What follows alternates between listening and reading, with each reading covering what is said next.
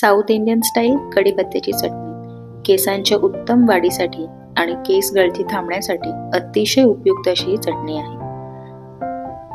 तर ही पौष्टिक रेसिपी कशी करायची ते बघूयात। सगळ्यात आधी कढीपत्ता मी इथे धुवून वाळवत ठेवला आहे एका स्वच्छ कापडावरती। कढीपत्ता धुतला की लगेच सुकतो, त्यामुळे तो फॅन खाली ठेवला की इझिली तो ड्राय होतो। उन्हात वगैरे आपल्याला ठेवून त्याला अतिशय एकदम कोरडा करून घ्यायचा नाहीये। तर कढीपत्ता मी धुवून स्वच्छ करून कोरडा करून घेतला। आता चटणी करून घेऊयात। एका पॅन मध्ये 2 चमचे तेल घ्यायचे। तेल हलकं गरम झालं की त्यामध्ये घालायचे 1.5 चमचा मोहरी। मोहरी छान फुलू द्यायची। मोहरी चांगली फुलली, चांगली तडतडली की त्यामध्ये घालायचा 1 चमचा जिरा। जिरा सुद्धा चांगलं फुलवून घ्यायचंय। त्यानंतर यामध्ये घालायचे 4 ते 5 सुक्या लाल मिरच्या, 2 चमचा पांढरे उडीद, 2 चमचा चणा डाळ। आता हे सगळं चांगलं लो टू मीडियम फ्लेम वरती 2 ते 3 मिनिटं परतवून घ्यायचंय। अजिबात जाळायची नाहीये डाळ, फक्त आपल्याला तेलात ही परतवून घ्यायचंय छान।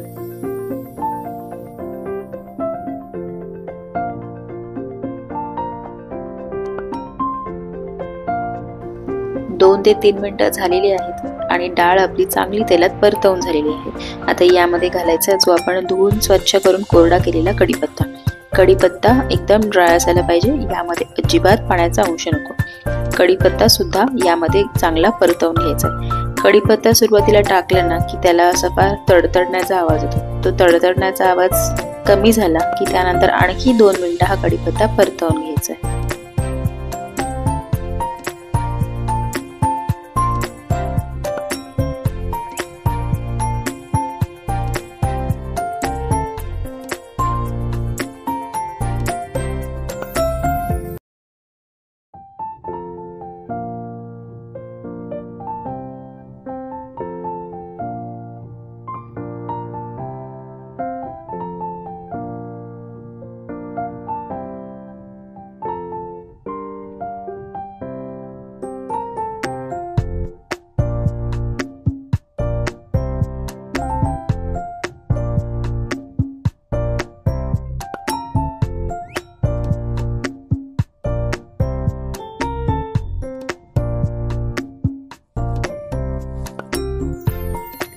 कढीपत्ता आपला तेलात छान भाजून झालेला आहे, छान परतवून झालेला आहे।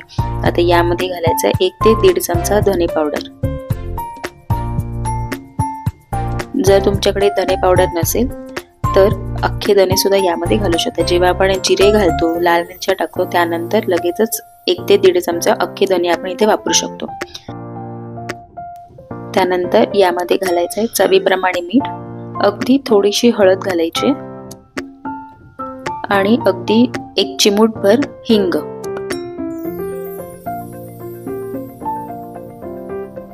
आता हे सगळं छान मिक्स करून घेऊया। फक्त 2 ते 3 मिनिटं आणखी आपल्याला हे चांगलं परतवून घ्यायचंय।